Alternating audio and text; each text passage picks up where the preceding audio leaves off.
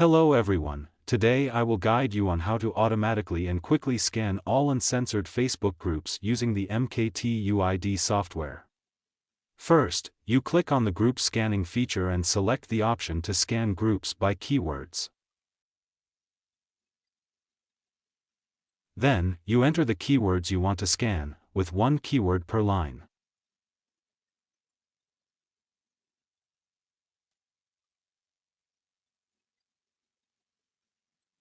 Next, you input the number of Facebook groups you want to scan for each keyword.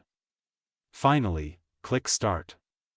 The software will automatically scan all the groups you want and filter for you the public or private groups, as well as their moderation status.